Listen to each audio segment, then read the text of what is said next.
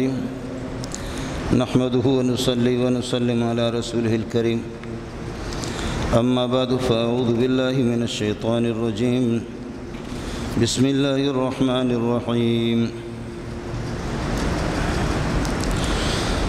واعبدوا الله ولا تشركوا به شيئا وبالوالدين إحسانا وبذي القربى واليتامى والمساكين والجار ذي القربى والجار الجنب والصاحب بالجنب وابن السبيل وما ملكت أيمانكم إن الله لا يحب من كان مختالا فخورا الذين يبخلون ويأمرون الناس بالبخل ويكتمون ما آتاهم الله من فضله وأعتدنا للكافرين عذابا مهينا والذين ينفقون أموالهم رئاء الناس ولا يؤمنون بالله ولا باليوم الآخر ومن يكن الشيطان له قرينا فساء قرينا وماذا عليهم لو آمنوا بالله واليوم الآخر وأنفقوا مما رزقهم الله وكان الله بهم عليما إن الله لا يظلم مثقال ذرة وإن تك حسنة يضاعفها ويؤت من لدنه أجرا عظيما فكيف إذا جئنا من كل أمة بشهيد وجئنا بك على هؤلاء شهيدا يومئذ يود الذين كفروا وعصوا الرسول لو تسوى بهم الأرض ولا يكتمون الله حديثا اللهم صل على محمد وعلى آل محمد كما صليت على إبراهيم وعلى آل إبراهيم إنك حميد مجيد اللهم بارك على محمد وعلى آل محمد كما باركت على إبراهيم وعلى آل إبراهيم إنك حميد مجيد اللہ پاک نے اس کائنات کو پیدا کیے ہے، وہ ان کا خالق اور مالک ہے، زندگی گزارنے کا طریقہ بھی بتایا ہے اور ہر ایک کی ذمہ داریاں اور اس کے فرائض بھی اس کو بتا دیے ہیں۔ اوپر والوں کے حقوق بھی بتایا، نیچے والوں کے بھی حقوق بتائے، والدین کے حقوق بھی بیان شدہ ہے اور یہ ہے کہ بہن بھائیوں کے حقوق بھی، حکمرانوں کے حقوق اور میاں بیوی کے آپس میں ایک دوسرے پر کیا حقوق کیا ذمہ داریاں لازم ہیں۔ جب ان حقوق کی پاسداری کی جائے گی اور اس نظام کی رعایت رکھی جائے گی تو دنیا کی زندگی اور دنیا کی گاڑی صحیح سمت پہ چلے گی۔ بصورت دیگر اللہ کی بیان کردہ احکام کو اور اس نظام کو اور ان حقوق کی پاسداری نہیں ہوگی، رعایت نہیں ہوگی تو پھر دنیا کے اندر بگاڑ پیدا ہوگا اور کائنات کے اندر فساد پیدا ہوگا۔ اللہ کا اپنے بندوں پر مخلوق پر حقوق ہے، مخلوق کے اللہ پر حقوق ہے، پھر مخلوق انبیاء کے پھر اپنی امتی پر حقوق ہے، امت کے انبیاء پر حقوق ہے۔ اس طرح ہر ایک کے حقوق کو قرآن نے بیان کر دیا ہے۔ حضرت معاذ کی ایک روایت ہے مشکات میں، فرمایا کہ یا رسول اللہ، اللہ کا بندہ، اللہ کا حق کیا ہے بندوں پر؟ فرمایا کہ اللہ کا حق یہ ہے کہ اللہ کو اپنا خالق اور مالک سمجھ کر کے اللہ کے ساتھ کسی کو شریک نہ بنائے، اللہ کے ساتھ کسی کو پارٹنر نہ بنائے، اللہ کے ساتھ کسی اور کی عبادت نہ کریں، نظریاتی طور پر اور عقیدتاً بھی اللہ کے ساتھ کسی کو شریک نہ سمجھے۔ بندے اللہ تعالیٰ کو وحدہ لا شریک ہے سمجھیں اور عبادت کے حقدار اسی کو سمجھے، یہ اللہ کا حق ہے اپنے بندوں پر۔ تو پھر فرمایا کہ بندوں کا حق اللہ پر کیا ہے؟ فرمایا کہ بندوں کا حق یہ ہے کہ بندے جب اللہ کے ساتھ کسی کو شریک نہ کریں اور اللہ تعالیٰ کے حقوق کی پاسداری کریں تو پھر یہ ہے کہ بندوں کا حق یہ بنتا ہے کہ اللہ تعالیٰ ان کو پھر جہنم کا منہ نہ دکھائے، جہنم میں ان کو ذلیل نہ کرے، جہنم کے عذاب سے ان کو دوچار نہ کرے، دنیا اور آخرت میں اللہ ان کو رسوا نہ کرے۔ یہ حقوق بتا دیے، اس لیے یہاں بھی اسی کو بیان کیا کہ وَاعْبُدُوا اللَّهَ، اللہ ہی کی عبادت کرو، وَلَا تُشْرِكُوا بِهِ شَيْئًا، اور یہ اللہ کا حق ہے تم پر کہ اللہ ہی کی عبادت کرو، لَا تُشْرِكُوا بِهِ شَيْئًا، اس کے ساتھ کسی کو پارٹنر نہ بناؤ۔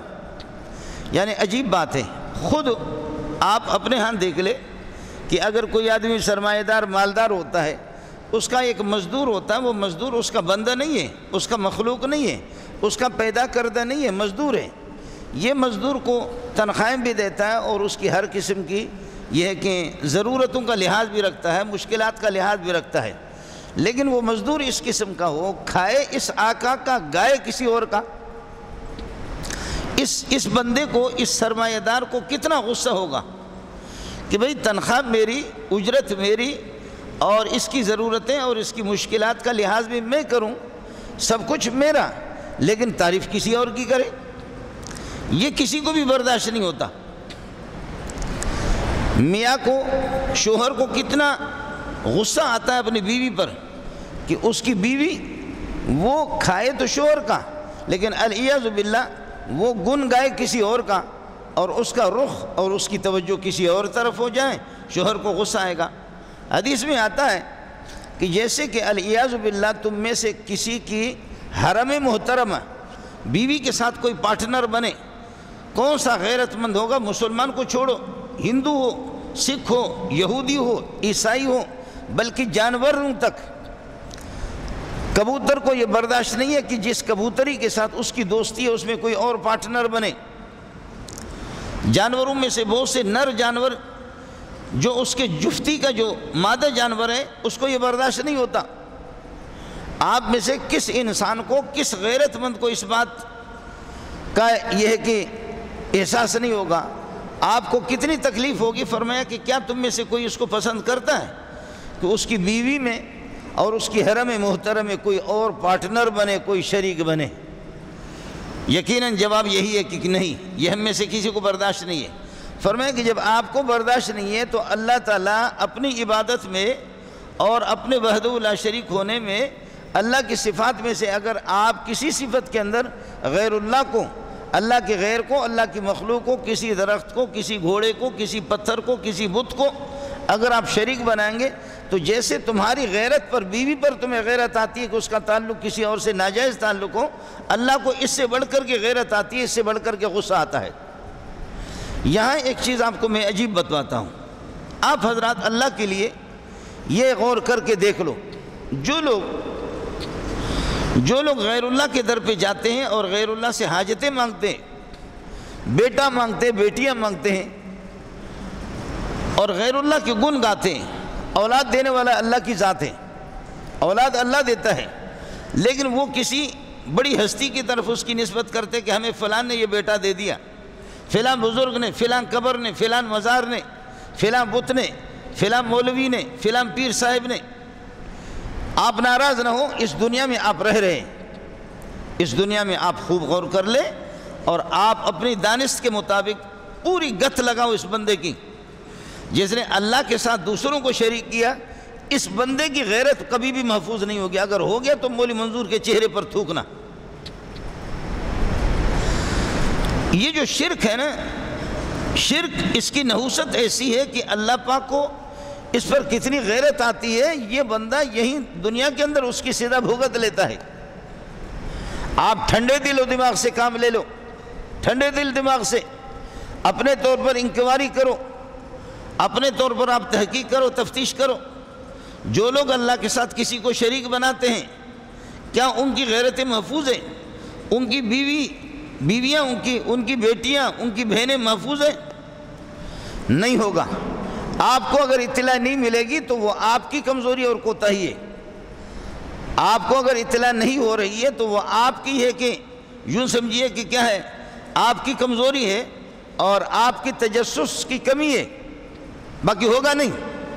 اس طرح کبھی نہیں ہوگا کہ کوئی خدا کے ساتھ شریک کر لے اور اس کی بیوی اور اس کی بہن یا اس کی کوئی بیٹی محفوظ ہو جائے۔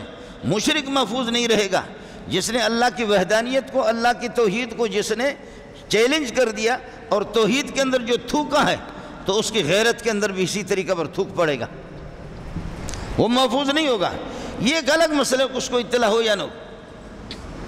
یہی حال ہے جو دوسروں کی بہن بیٹیوں کو ناجائز طور پر استعمال کر رہے، وہ کتنا ہی بڑا ہو، کتنا ہی بڑا ہو، اس کا کوئی مسئلہ نہیں ہے۔ یہ مولی منظور کی باتیں تھوڑی ہے، مولوی منظور کی باتیں نہیں ہے کہ تم کسی کو بڑا کہو کہ مولوی منظور کی حیثیت کیا ہے. کتنا ہی بڑا آدمی ہو, کتنا ہی بڑا ہو, وہ چاہے تمہارا اوپر کا ہو, لیکن غریبوں کی بیٹیوں کی عزتوں کے ساتھ کھیلے گا, ان کی بہنوں کی عزتوں کے ساتھ کھیلے گا, اس کو کہیں جانے کی ضرورت نہیں ہے. چوکیدار اور گن مین خود کھیلیں گے اس کی بیوی کے ساتھ, خود کھیلیں گے. کوئی بھی ہو آپ کا, کتنا بھی بڑا ہو, کتنا ہی بھی بڑا ہو, بس اس سے زیادہ بات ختم. وہ کبھی نہیں ہوگا, کبھی بھی محفوظ نہیں ہوگا. جو بدکاری کرے اور چکلوں کی اجازت دے دے, زنا کے اڈے قائم کرے, ان کی نگرانی کرے, ان کی اجازت ہو, ان کی حکومت ہو, ان کی طرف سے یہ پاس ہو, بل بھی پاس ہو, اور وہ خود محفوظ ہو, نہیں نہیں نہیں نہیں. پھر اس بدکاری کی جگہ میں کتنی خواتین, چاہے وہ بے حیا خواتین ہوں, بے عزت قسم کے خواتین ہوں, ان کی عزتیں یہاں لوٹیں گے. جو ان کی نگرانی کرنے والے ہیں اس بدبخت کو پتہ نہیں ہے کہ اس کے گھر میں کون اس کی عزت کو لوٹتا ہے. سوال ہی نہیں ہے. غیرت کے فیصلے زمین پہ نہیں ہوتے, بہادری کے فیصلے زمین پر نہیں ہوتے, غیرت کے فیصلے آسمان پہ ہوتے. کون غیرت مند ہے, کون بے غیرت ہے؟ تو حدیث میں آتا ہے کہ اللہ فرماتے ہیں کہ میری توحید میں, میری وحدانیت میں, میرے صفات میں کسی کو شریک کرنا, اس پہ مجھے خدا کو اتنا غصہ آتا ہے جیسے کہ تم میں سے کسی کی بیوی میں کوئی آدمی پارٹنر بن جائے تمہارا, تو کوئی بھی چاہے مسلمان ہو یا ہندو ہو, کوئی بھی ہو, یہودی ہو اور کوئی عیسائی, بلکہ بعض غیرت مند قسم کے جانور بھی اس کو پسند نہیں کرتے.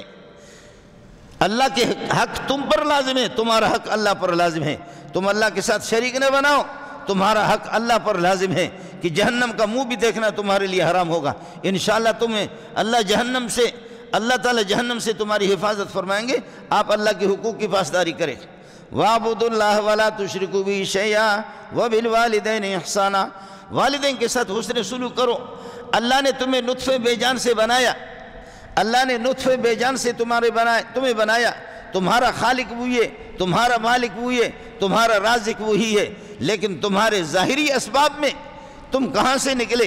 ظاہری اسباب میں تم دیکھو, تم کسی پتھر سے نہیں نکلے, تم کسی جانور کے پیٹ سے بھی نہیں نکلے. جس ماں کے پیٹ سے تم نکلے ہو اور جس باپ کی نکاح میں وہ ماں ہے, تمہارے ظاہری سبب کا وجود, تمہارے وجود کا ظاہری سبب وہ والدین ہیں. اللہ تمہارا خالق ہے, اللہ تمہارا مالک ہے. نطفے بے جان کو پلیت, نجس اور جس کو دیکھے آدمی کو الٹی آ جائے, اس نطفے بے جان سے اللہ نے کیسا خوبصورت اولاد بنایا. خالق اللہ ہے, مالک اللہ ہے, لیکن تمہارے وجود کا ظاہری سبب ماں باپ دونوں آپس میں ملے اور ان کا آپس میں تعلق ہو گیا, اور پھر یہ ہے کہ اس ماں نے 9 مہینے یا 6 مہینے یا 2 سال پیٹ کے اندر اٹھایا.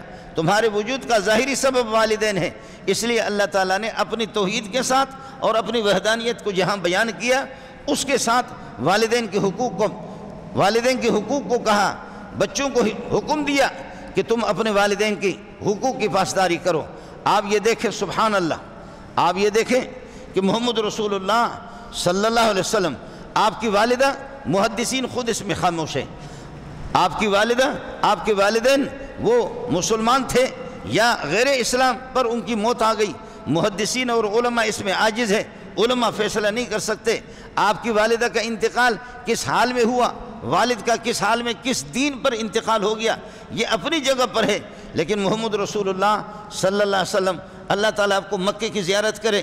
مکے سے دور پہاڑوں کے علاقے میں راستے پر ابوا جگہ ہے, اس ابوا میں رسول پاک صلی اللہ علیہ وسلم کی والدہ دفن ہے.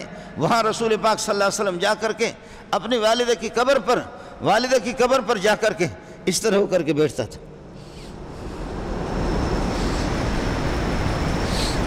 مکے سے آپ جائیں کہ کتنا دور ہے, مقام ابوا کے اندر. جب بدر میں کافروں کو شکست ہو گئی, 70 مردار مارے گئے, سردار مردار وہ مارے گئے, 70 سردار ان کے پکڑے گئے اور مال غنیمت ان سے وہ بھی حاصل کیا گیا. فدیہ ان کو دینا پڑا, فیس ان کو دینی پڑی. پھر بڑی مشکل سے مسلمانوں نے, صحابہ نے ان کو آزاد کیا. کافر اور مشرکین کا دل جل رہا تھا کہ ہمارے 70 بندے مارے گئے اور 70 ہمارے قیدی ہو گئے, اور ہم سے یہ کہ اس طریقہ پر یہ کہ مسلمانوں نے فدیہ لے لیا اور ہم سے تاوان لے لی، تاوان لے کر کے پھر مسلمانوں نے ہمیں چھوڑا۔ چنانچہ انہوں نے یہ کر دیا سن 3 ہجری کے اندر، سن 3 ہجری میں مشرکین نے، جن کا سرکردہ لیڈر ابو سفیان بن حرب تھا، بعد میں رضی اللہ عنہ بنے، ابو سفیان نے لشکر کشی کی جب تیاری کی، یہ رسول پاک صلی اللہ علیہ وسلم کے چچا زاد بھائی ہے، 3000 کی فوج لے کر کے جب مدینہ پر اس نے چڑھائی کی اور احد پہ جب ان کی لڑائی ہو گئی، جب وہاں سے مکے سے نکلے راستے پر کچھ بدماشوں نے یہ بھی مشورہ دیا کہ یار مسلمانوں نے ہمارے 70 سردار بھی مارے، 70 بندے گرفتار بھی کیے، مال غنیمت بھی ہم سے وہ لے گئے، ہم تو ذلیل بھی ہو گئے، رسوا بھی ہو گئے۔ اس بدر کے بعد درمیان میں پھر ان کے کچھ قافلے، ان کو بھی مسلمانوں نے یہ کہ ان کو بھی کنٹرول کر لیا، ان کے مال بھی لے لیا۔ ایک مشورہ یہ بھی آیا کہ اور کچھ کر سکیں یا نہ کر سکیں، محمد کا مقابلہ کر سکیں یا نہ کر سکیں، ابو بکر کو قتل کر سکیں یا نہ کر سکیں۔ یہ تو کر سکتے کہ محمد مدینے میں دور ہے، مکے کے قریب مقام ابوا ہے، ابواب کے اندر آپ کی ماں دفن ہے محمد کی ماں کی قبر کو جا کر کے چاک کرتے ہیں اور اس کی والدہ آمنہ کی ہڈیاں نکال کر کے باہر نکالتے ہیں۔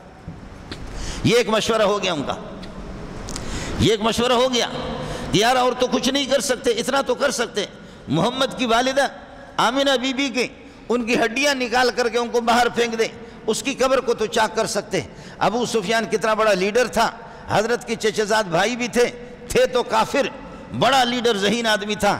کہنے لگے کہ کچھ بھی کرو، دشمنی آپ سے بڑھ کر کے مجھے محمد سے دشمنی ہے، بدلہ لے لیں، لیکن اس کے نتائج بہت برے ہوں گے کہ کسی قبر کو ہم چاک کریں گے اور قبر سے محمد کی والدہ کی ہڈیاں نکال کر کے ان کو پھینکیں گے، ان کی توہین کریں گے۔ اس کی سزا ہمیں، جیسے خدا نے ہمیں ذلیل کر دیا، 70 ہمارے مارے گئے، گرفتار بھی ہو گئے، مال بھی ہمارا چلا گیا، ہمارے کئی قافلے، اس کے بعد پھر قافلے ہمارے کئی قافلے لوٹ گئے۔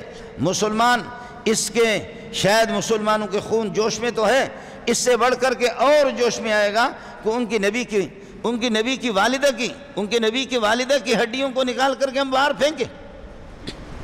میں عرض کر رہا ہوں کہ یہ ایک الگ بحث ہے، میں نالائق آدمی، مجھے تو اس کی تحقیق نہیں ہے، ہم یہ فیصلہ نہیں کر سکتے حضرت صلی اللہ علیہ وسلم کی والدین کا کس مذہب پر، کس دین پر ان کا انتقال ہو گیا، لیکن والدین جیسے بھی ہوں قابل احترام ہے۔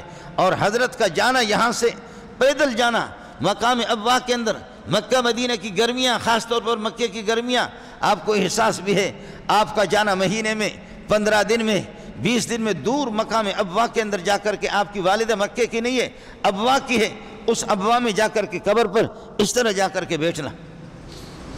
اس لیے والدین کا ایک مقام ہے، والدین کے حقوق کو بیان کیا ہے قرآن نے، وَاعْبُدُوا اللَّهَ وَلَا تُشْرِكُوا بِهِ شَيْئًا، اللہ کے ساتھ پارٹنر نہ بناؤ، وَبِالْوَالِدَيْنِ إِحْسَانًا، احسنوا بالوالدین احسانا، والدین کے ساتھ حسن سلوک کرو، والدین کے ساتھ حسن سلوک کر دو۔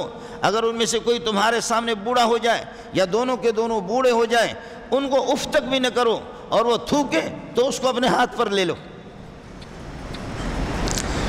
یہ حقوق ہے، یہ والدین کے حقوق ہیں۔ ماں کو کیا عزت آپ نے دی ہے، کیا عزت آپ نے باپ کو دی ہے، آپ نے ماؤں کو۔ ہماری ماں آج کہتے ہیں کہ مولویوں کے ہاں قرآن میں، حدیث میں، نبی کے ارشادات اور فرامین میں ہمارے حقوق نہیں ہے۔ تم کون سی حق مانگتے ہو، تم کون سی حق مانگتی ہو، کون سے حق مانگتی ہو؟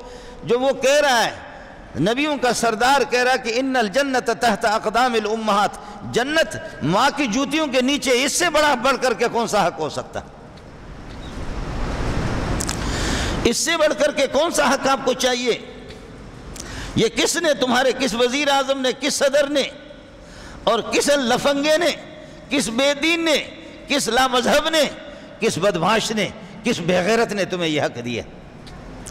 اس سے بڑھ کر کے تمہیں اماں رابعہ بصریہ کو کسی نے کہا کہ 1.25 لاکھ انبیاء مرد آئے ہیں، کوئی عورت آج تک نبیانی بن کر کے نہیں آئی ہے۔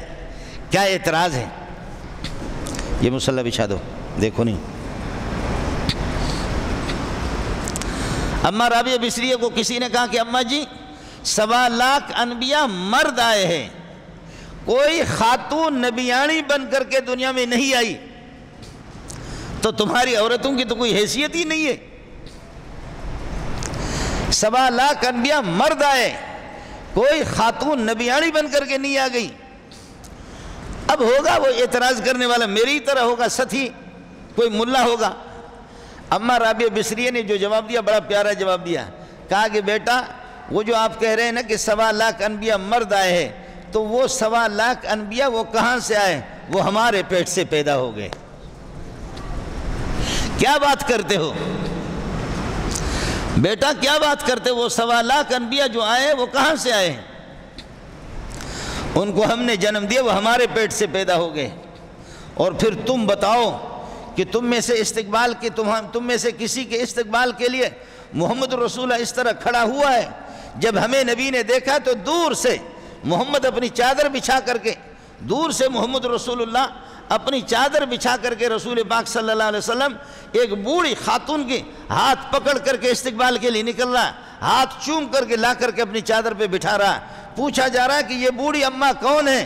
بتایا جا رہا ہے یہ محمد رسول اللہ کی رضائی مائی حلیمہ ہے۔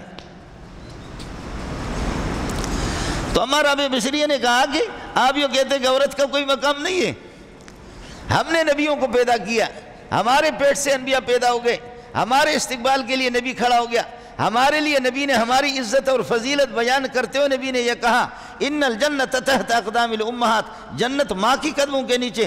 اور کون سا مقام چاہیے میری ماؤں کو، میری بہنوں کو، میری بیٹیوں کو؟ اور کون سا مقام چاہیے؟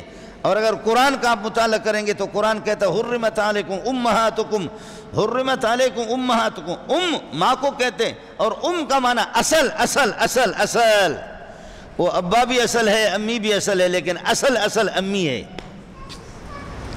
ابا بھی اصل ہے لیکن انکار نہیں کر رہا، لیکن اصل الاصول وہ ماں ہے۔ وَاعْبُدُوا اللَّهَ وَلَا تُشْرِكُوا بِهِ شَيْئًا وَبِالْوَالِدَيْنِ إِحْسَانًا وَبِذِي الْقُرْبَى وَالْيَتَامَى وَالْمَسَاكِينِ وَبِذِي الْقُرْبَى، اپنے رشتہ داروں کے بھی ساتھ حسن سلوک کر لو جو تمہارے رشتے ہیں۔ رشتہ دار اگر کافر بھی ہے، رشتہ دار اگر ہندو بھی ہے، اس کو زکوٰۃ دینے کی اجازت نہیں ہے، نفلی صدقہ آپ دے سکتے ہیں، اس کے ساتھ تعاون کر سکتے، اس کے دکھ میں بھی جائیں گے، درد میں بھی شریک ہوں گے، بیماری میں عیادت میں بھی آپ جائیں گے، اس کی غمخواری کے اندر آپ غمخواری اس کی کریں گے، ہر طرح سے جو معاملات ہیں آپ کو اس کی یہی حکم ہے، رشتوں کا پاس رکھنا ہے آپ کو۔ حدیث میں آتا ہے، فرماتے ہیں کہ الرحم شجنۃ من الرحمن، رحمان کا ایک حصہ ہے رشتے، رشتہ داریاں۔ فرماتے فمن وصلہ، جو اپنے رشتہ داروں کے ساتھ رشتہ جوڑتا ہے، وصلتہ، اس کو میں اپنے رحمتوں کے ساتھ جوڑوں گا۔ ومن بتہ بتتہ، جو رشتوں کو توڑ دے گا میں اللہ اپنی رحمتوں سے اس کو توڑ دوں گا، وہ میری رحمتوں کے ساتھ جڑے گا نہیں۔ میں عرض کر رہا ہوں کہ زکوٰۃ دینے کی اجازت نہیں، نفلی صدقہ دیں گے، بلکہ آپ کو حکم یہی ہے، آپ کو حکم بھی یہی ہے، جو کافر آپ کے رشتہ دار ہیں ان کے ساتھ آپ حسن سلوک کریں، وہ غریب ہوں اور آپ مالدار ہیں، وہ فقیر ہوں اور آپ سرمایہ دار ہیں، وہ یہ کہ برسر روزگار نہیں ہے، آپ برسر روزگار ہیں۔ آپ کے لیے روا نہیں ہے کہ اپنے گھر میں مزے لے کر کے کھائیں اور آپ کے رشتہ دار، آپ کے وہ رشتہ دار اللہ آپ کا بھلا کرے وہ بھوکے مریں، نہیں، اس کی اجازت نہیں۔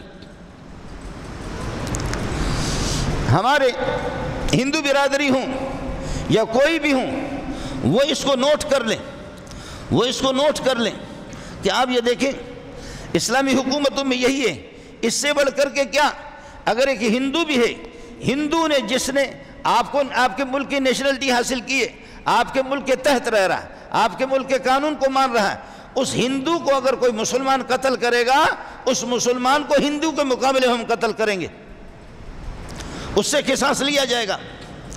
ایک حربی جو دارالحرب جو ہمارے ملک میں رہ نہیں رہا، کافر آگے چوری چھپکے سے آ گیا اور ہمارے ملک میں اس نے ویزا امن لے کر کے نہیں آیا، نیشنلٹی ہمارے ملک کی نہیں ہے، چوری چھپکے سے آگے اگر کوئی کافر مارا جاتا ہے اس کے مقابلے میں قتل نہیں کیا جائے گا مارنے والے مسلمان کو، لیکن جو مسلمان یہاں کی ہندو برادری کسی کو چھیڑتا ہے تو اس کو قتل کیا جائے گا۔ اس میں کسی بریلوی، دیوبندی، جماعت اسلامی، اہل حدیث کسی کا اختلاف نہیں ہے، 4 کا میں نے نام لیا، 5ویں کا نام نہیں لیا،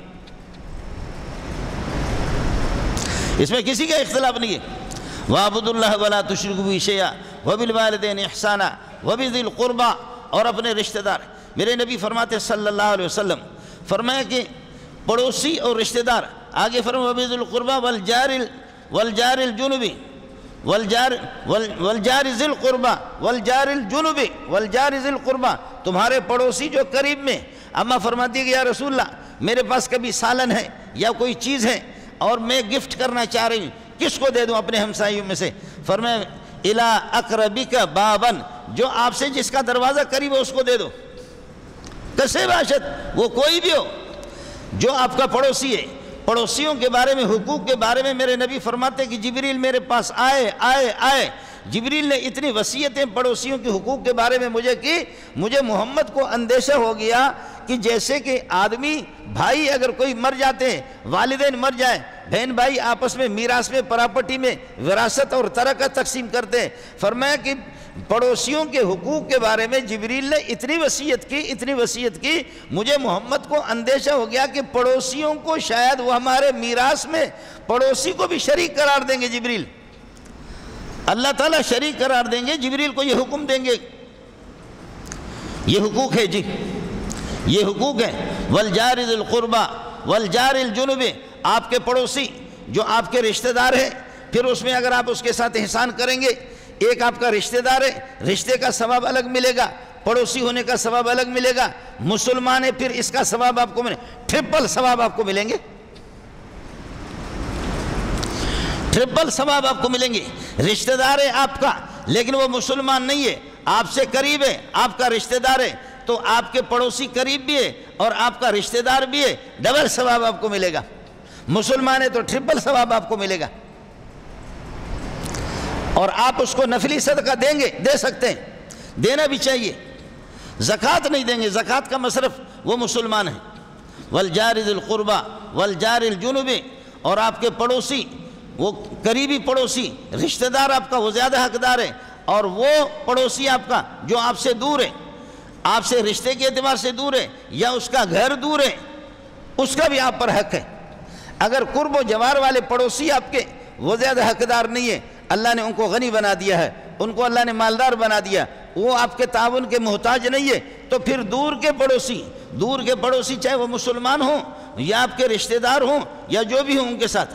وَالْجَارِ الْجُنُبِ وَالصَّاحِبِ بِالْجَنبِ، اور آپ کے پہلو کا ساتھی، آپ کا ہم رفیق اور پہلو کا ساتھی۔ وہ پہلو کا ساتھی کون ہوتا ہے؟ میں بس میں سفر کر رہا ہوں، یہاں سے مجھے کوئٹہ جانا ہے اور میرے قریب میں کوئی بندہ بیٹھا ہوا ہے، یہ الصاحب بالجنب ہے، یہ صاحب بالجنب میرے پہلو میں ہم رفیق میرا ساتھی ہے، اس کے ساتھ مجھے احسان کرنا ہے، اس کو میرے ساتھ مجھے اس کے ساتھ احسان کرنا ہے۔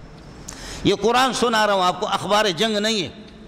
لوگ کہتے ہیں کہ ہمارے حقوق نہیں ہے، انگریز کا بچہ، تیرے حقوق تیرے انگریزی کی کتابوں میں آگئے، انگریزی کی کتابوں میں آگئے، یہاں کوئی تیرے حقوق نہیں ہے۔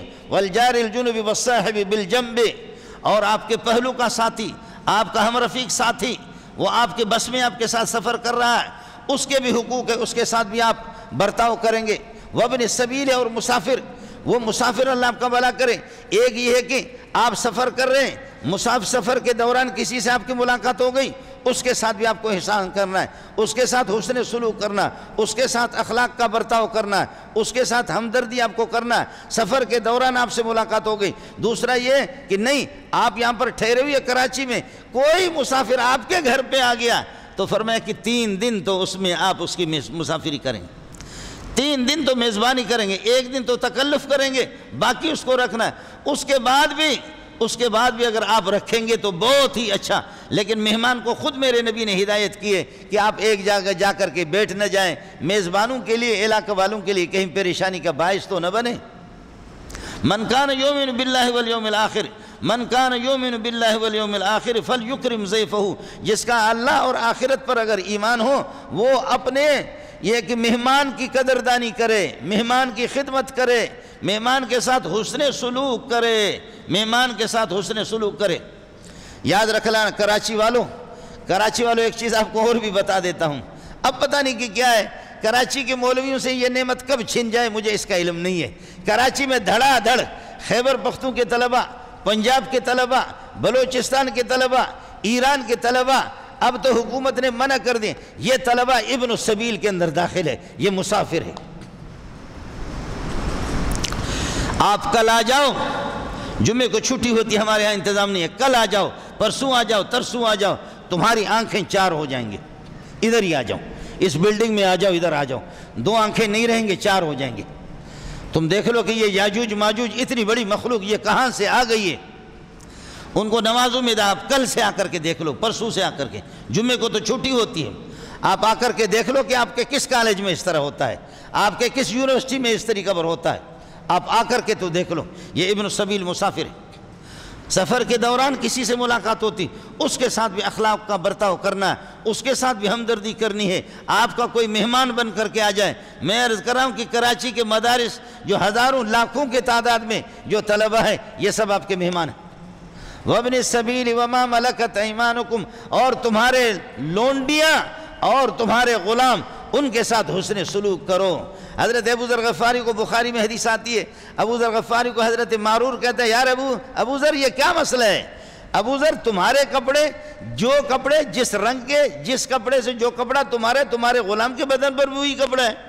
ابو ذر خاموش ہو گیا، کیا لگا ابو ذر یہ بتاؤ دادا چشتے کنا یہ کیا ہے جو آپ کے بھی وہی کپڑے، آپ کے غلام کے بھی، آقا میں غلام میں تو فرق ہونا چاہیے۔ کہنے لگے آپ کو عجیب بات بتاؤں، میں نے غلام کو ایک دفعہ کہا، یبن السودا، اے کالی کا بیٹا، تمہاری ماں کالی ہے۔ میں جوش میں آ گیا، میں نے اپنے غلام کو کہا، غلامی کا مسئلہ اسلام کا مسئلہ نہیں ہے، غلامی کا مسئلہ لاکھوں سال پرانا ہے، اور آپ اور ہم تو ویسے سب کے سب غلام ہیں، تو مان نہ مان میں تیرا مہمان، ہم ہے ہی غلام۔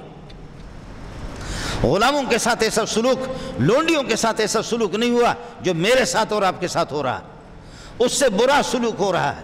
غلاموں کے ساتھ جیسے نہیں ہوتا تھا، غلاموں کو بھی زمانے جاہلیت کے اندر خصی کرتے تھے، مردانگی ان کی ختم کرتے تھے، یہ بھی ہوتا تھا، غلاموں کی عزت لوٹا جاتا تھا، لونڈیاں تو لونڈیاں، اور آپ پریشان نہ ہو، زمانے جاہلیت میں لونڈیوں کی عزتیں اتنی نہیں لوٹتی تھی جتنے ہمارے ہاں لوٹتی ہے، جن کو ہم آزاد سمجھتے، جن بہنوں کو، جن بیٹیوں کو ہم آزاد سمجھتے، یہاں تو عزتوں کا سودا اب تو بہت سستی ہو گئی، شاید گھی کا کلو مہنگا ہو گیا، لیکن عزت کا سودا بہت سستا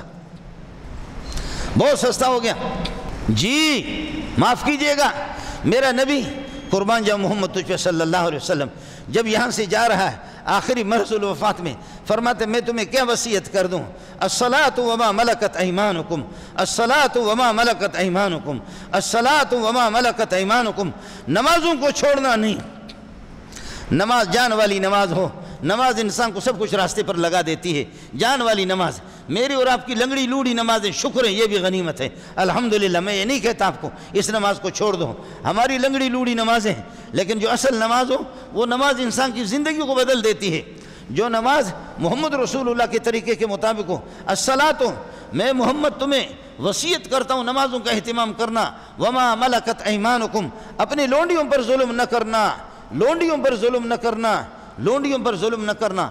آپ نے بھی سنا ہے، میں نے بھی سنا ہے کہ محمد رسول اللہ کی 11 بیویاں، میرے نبی کی 11 بیویاں نہیں ہے، 9 بیویاں ہیں، 2 لونڈیاں ہیں، ریحانہ اور ماریہ، دونوں لونڈیاں ہیں، لیکن ان کو وہ مقام دیا محمد نے کہ دنیا نے مشہور کر دیا محمد کی بیویاں ہیں جی، وہ لونڈیاں ہیں جی۔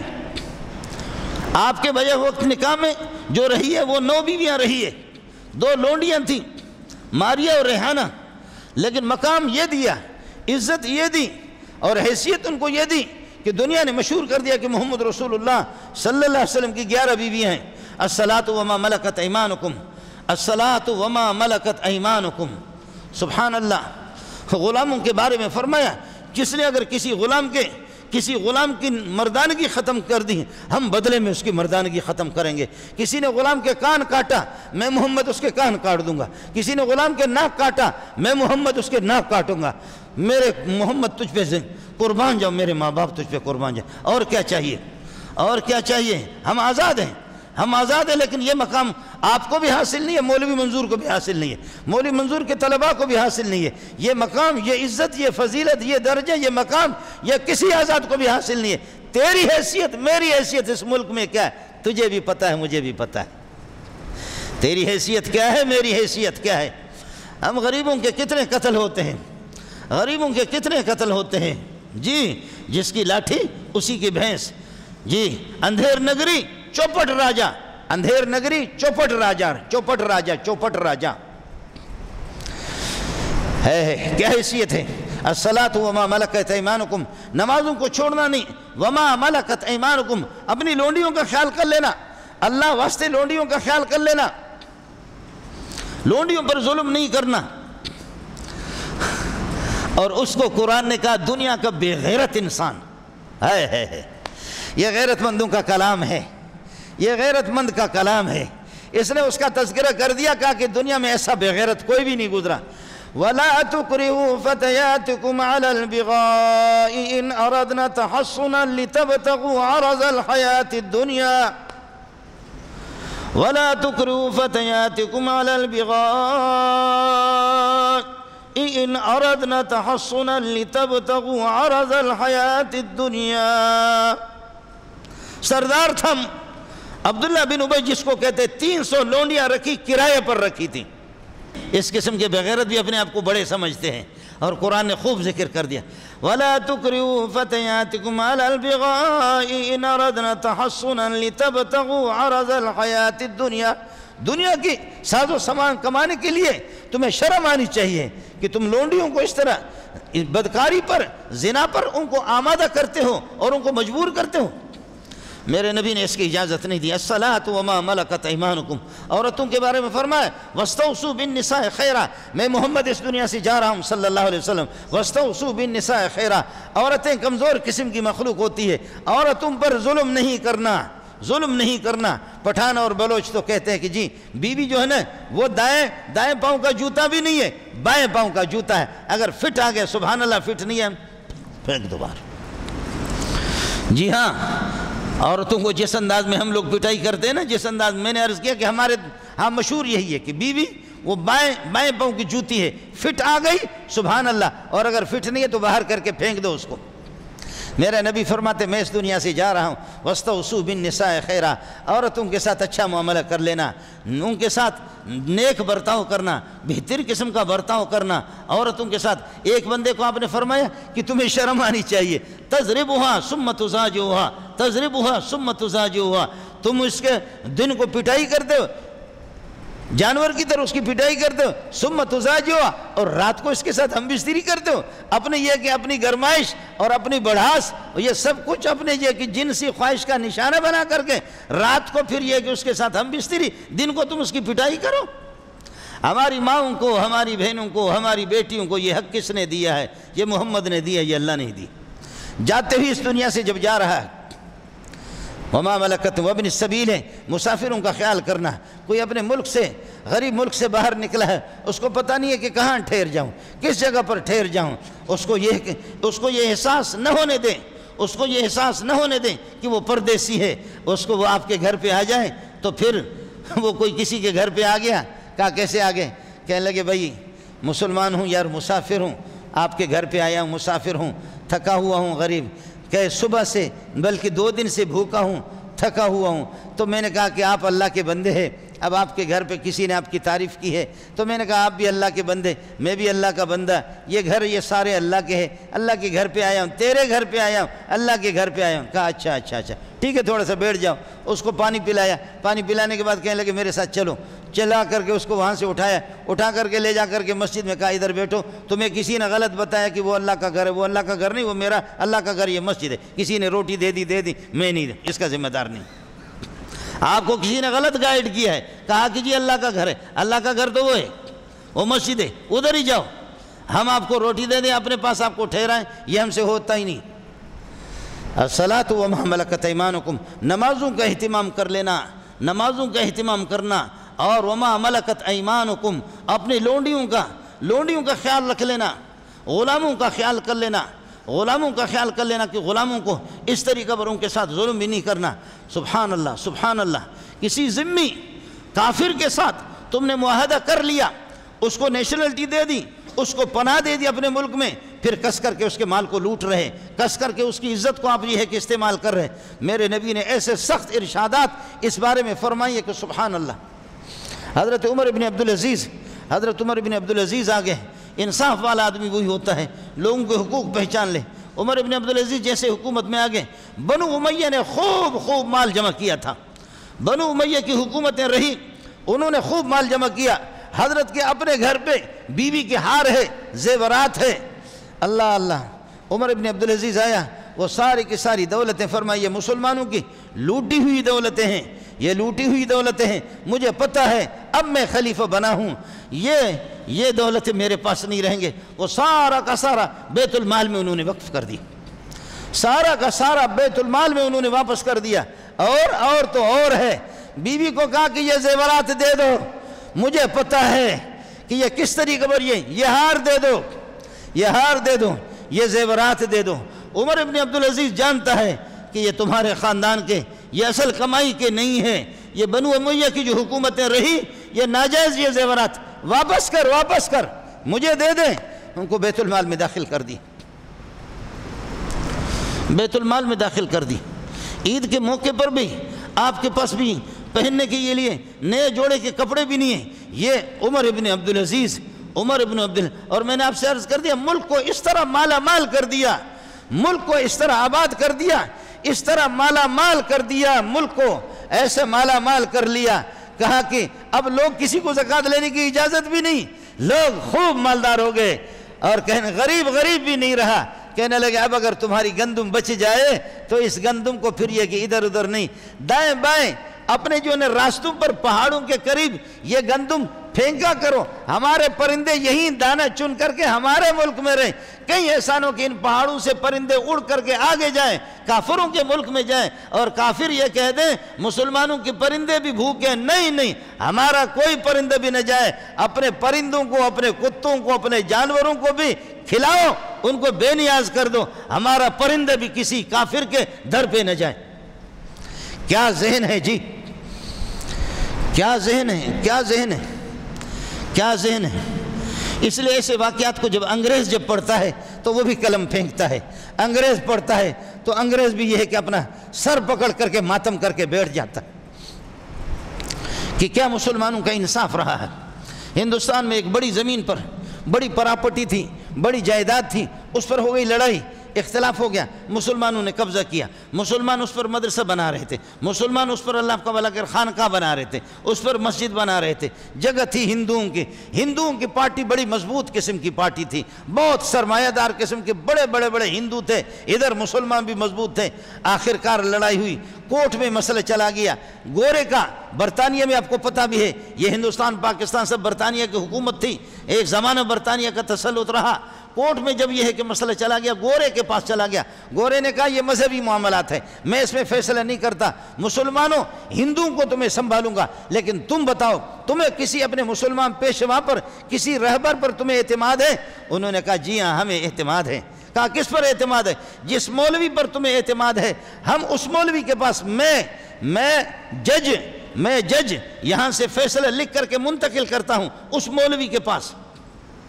مسلمانوں نے کہا مولی الہی بخش فیض آبادی، مولی الہی بخش فیض آبادی.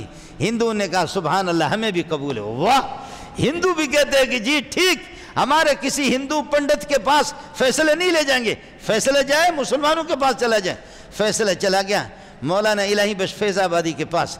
مولانا نے فریقین کو بٹھایا، مسلمانوں کو کہا یہ جگہ تمہارے پاس کس طرح آ گئی، یہاں کیسے مسجد بناتے ہو، کیسے تم مدرسہ بناتے ہو. معلوم کرتے کرتے مسلمانوں کے سارے بیانات اس نے قلم بند کر لیے. ہندوؤں کو سنا، ہندوؤں نے بھی اپنے بیانات سنائے. اس طرح یہ زمین ہمارے پاس فلاں ایک موروثی ہمارا ہے، ایک موروثی زمین ہے، کئی سلسلہ یہ زمین ہمارے پاس رہی ہے. مسلمانوں نے ظلم کیا ہے، یہ ثبوت ہے، یہ ایک زمانے کے فلاں آپ کے مسلمان بھی بتا دیں گے یہ زمین ہماری ہے. حضرت نے پوری تحقیق کی کہ زمین کس کی ہے، مسلمانوں کی ہے. مسلمان بھی بڑے تکڑے تھے، مولوی بھی اس میں تھے، مولوی بھی اس میں تھے اور ہندو بھی تھے.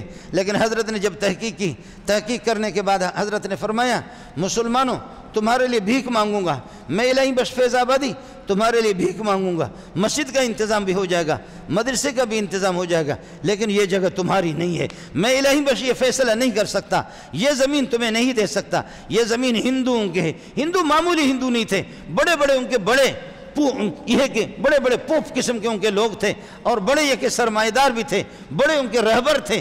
تو کہا کہ میں یہ نہیں کر سکتا کہ یہ زمین میں تمہیں دے دوں، میری دانست میں، چونکہ مجھے انگریز نے بھی میرا انتخاب کیا ہے، تم نے بھی میرا انتخاب کیا ہے، ہندوؤں نے بھی میرا انتخاب کیا ہے، میرا انتخاب ہندوؤں نے آپ لوگوں نے بھی نہیں کیا ہے، میرا انتخاب آسمان والے نے کیا ہے، میرا انتخاب آسمان والے نے کیا ہے، میں نہیں کر سکتا۔ مسلمانوں محسوس نہیں کرنا، بھیک مانگیں گے تمہاری جولیاں بھر دیں گے، لیکن مسلمانوں میرا قلم غلط استعمال نہیں ہوگا، میں الہی بخش فیصلہ کرتا ہوں، یہ زمین تمہاری نہیں ہے، ہندوؤں کی ہے یہ زمین، ہندوؤں کی ہے یہ زمین، ہندوؤں کی زمین ہے۔ ہندو اٹھا، ایک ہندو اٹھا، دوسرا ہندو اٹھا، چیخ مار کر کے رونے لگے، کہنے لگے لا الہ الا اللہ محمد رسول اللہ، لا الہ الا اللہ محمد رسول اللہ، لا الہ الا اللہ محمد رسول اللہ۔ ہندو نے کہا کہ واہ اسلام واہ، واہ اسلام واہ، واہ اسلام واہ، واہ الہی بخش واہ، واہ الہی بخش واہ۔ ہم مسلمان نہیں تھے، ہم ہندو تھے، اور آپ نے ہمارا دل جیت لیا، آپ نے ہمارا دل جیت لیا، لا الہ۔ ایک ہندو بڑے نے، اس کے بعد دوسرے بڑے نے، پھر تیسرے نے، وہ ہندوؤں کے جتنے بڑے بڑے لوگ آئے تھے سب کھڑے ہو کر کے مسلمان ہو گئے، لا الہ الا محمد رسول اللہ، رو رہے پورے مجلس پہ، پورے مجلس کی حالت خراب ہو گئی، رونے لگے، رونے کے بعد کہنے لگے اب ہو گئے ہم مسلمان، اب ہو گئے ہم مسلمان، اس جگہ کو قربان کرتے محمد کے قدموں میں ڈالتے ہیں، اس جگہ اب ہو گئے ہم مسلمان، اب ہو گئے مسلمان، آپ نے ہمارا دل جیت لیا۔ دل الہی بخش نے نہیں جیتا، دل جیتا اسلام نے، دل جیتا۔ کہنے لگے اب یہ جگہ لے لو، اب آپ جگہ نہ لو، ہم اس پر مسجد بھی خود بنائیں گے۔ بڑے مالدار تھے، اب ہو گئے مسلمان، ہم اس مسجد خود بنائیں گے، اپنے جیب سے بنائیں گے، چندے کی ضرورت نہیں ہے، مدرسہ خود بنائیں گے۔ جی ہو گیا فیصلہ، فیصلہ ہو گیا۔ آپ بھی کہیں گے، آپ بھی تو چونکہ سمجھدار ہے، میں بھی مولوی منظور بھی بڑا سمجھدار، آپ کہیں گے مسلمان ہار گئے اور مولوی الہی بخش نے مسلمانوں کو ہرا دیا اور ہندوؤں کو جتوایا، یہ کون سا اچھا کام کیا؟ لیکن اچھا نہیں کیا کہ پوری ہندو برادری مسلمان ہو گئے، لیکن یہ کہ یہ فیصلہ جب گورے کے پاس چلا گیا، گورے کو پتہ چل گیا کہ مولوی الہی بخش فیض آبادی نے اس طرح فیصلہ کیا، گورا سر پکڑ کر کے، گورا بھی سر پکڑ کر کے ماتم کرنے لگا، کہنے لگے واہ اسلام واہ، واہ اسلام واہ، واہ اسلام واہ۔ مسلمان ہار گئے لیکن اسلام جیت گیا، مسلمان ہار گئے لیکن اسلام جیت گیا۔ اسلام کبھی ہارے گا نہیں، اسلام کبھی ہارے گا نہیں، یہ حقوق ہے، یہ حقوق ہے۔ اسلام نے کس طریقے پر اس کی اجازت نہیں دی ہے کہ ہندو کی تم اس بنیاد پر کہ ہندو کے حق کو مار کر کے مسلمان کو دے دو، نہیں، اسلام سلامتی کا مذہب ہے، اسلام ہندو کو بھی سلامتی عطا کرتا ہے، سلامتی بانٹتا ہے، اسلام سلامتی ہے، جانوروں کے لیے بھی سلامتی کی ترغیب دی ہے، درختوں کے لیے بھی سلامتی کی ترغیب دی ہے، ماں کے لیے بھی، بہنوں کے لیے، بیٹیوں کے لیے، بھائیوں کے لیے، باپ کے لیے، رشتہ داروں کے لیے، عزیز و اقارب کے لیے، پبلک کے لیے، عوام کے لیے، یہ حقوق اسلام ہے، یہ حقوق اسلام ہے۔ اس لیے میرے نبی نے فرمایا کہ دیکھو اللہ کے حکم کے مطابق چلو، کبھی ظلم کو یہ ہے کہ نہ لاؤ سامنے، من لا یرحم لا یرحم، جو خلق خدا پر رحم نہیں کرتا، شفقت نہیں کرتا، خلق خدا پر رحم نہیں کرتا، وہ ماں کا لال کبھی بھی اس پر بھی کسی کو نہیں ہوگی۔ میں آج کے اخبار پڑھ رہا تھا کہ کتنے لوگ ہیں اس مہنگائی کو دیکھ کر کے کتنے لوگوں نے خودکشی کی ہے، اور کتنے لوگ ہیں، کتنے پٹھان اور بلوچ سندھی اپنے رکشوں کو، ایک رکشہ ہے جس پر ان کی زندگی ہے، تیل اتنی مہنگی کر دی، ایک سے ایک چیز مہنگی کر دی۔ میں تو مولوی ہوں، کہیں تقریر کر کے اپنے جیب کو بھر دیتا ہوں، کہیں مریدوں پر ڈاکہ ڈالتا ہوں، لیکن دیکھو ان لوگوں کو جن کو پورے مہینے کے اندر 6,000 بھی ہاتھ نہیں آتا، 3,000 بھی ان کو ہاتھ لگتا ہے یا نہیں لگتا، 8-10 ان کے بچے ہیں، ان کا وہ کیا کر دے گا؟ تو کر لو۔ ایک غریب اور ایک مظلوم کی بد دعا کسی کو غرق کرنے کے لیے کافی ہے، تم کروڑوں کی بد دعائیں لے رہے ہو، کروڑوں کی بدیاں، ان میں ہماری مائیں بھی ہیں اور بہنیں بھی ہیں۔ آج دیکھو مولوی کی پگڑی نالائق ہے، مولوی یہ کالی پگڑی سے تمہیں نفرت ہے، آپ کو اس داڑھی سے نفرت ہے، ان سفید کپڑوں سے نفرت ہے۔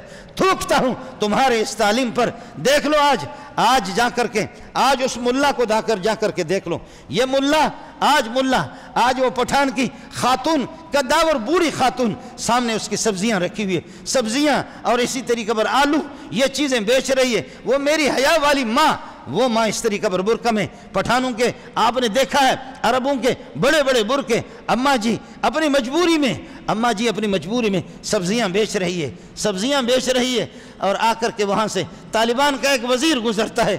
تم کہہ ملا کو کہ ملا، یہ ہے کہ ملا نالائق ہے، خدا کی قسم نالائق تو ہے، تیرا باپ ہے، تیرا دادا ہے، نالائق تو ہے، پرلے درجے کا بے وقوف اور احمق تو ہے۔ لیکن یہ ملا وہاں سے گزرتا ہے، دیکھتا ہے کہ ہماری بوڑھی ماں، آخر اس کی بے روزگاری ہے، اس کی مجبوری ہے، بوڑھی ماں خود سبزیاں بیچ رہی ہے، پیاز بیچ رہی ہے، آلو بیچ رہی ہے، اپنے گاڑی کو بریک کر کے پیسے نکال کر کے ان کی سبزیوں کے جتنے پیسے قیمت اس سے بڑھ کر کے دگنا سے گنا اس کو دیکھتا ہے، اور سبزیوں کو اٹھا کر کے اور اپنی گاڑیوں کو وہ سبزیاں یہاں رکھ کر کے وہ ملا، دیکھ لو یہ ہماری اندھی صحافت، یہ ہمارے بغیرت قسم کے صحافی، یہ اس چیز کو تو ظاہر کرتے بھی نہیں ہے۔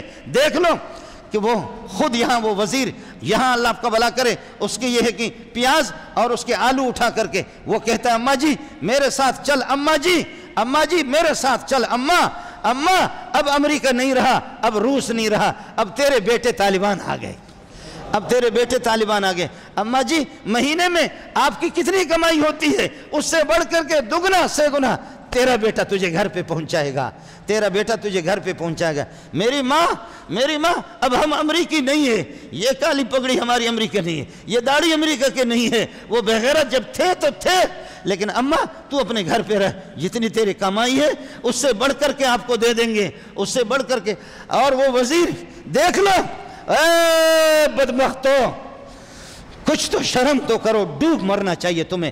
1 سال بھی نہیں ہو گیا ان کی حکومت کو، 500 افغانی، یہ آغا جان بیٹھا ہوا، یہ بھی گورنر رہا ہے پہلے، یہاں بیٹھا ہے میرے سامنے، پتہ کرو 500 افغانی آپ کے 1200-1300 روپے بنتے، ڈوب مرنا چاہیے تمہیں۔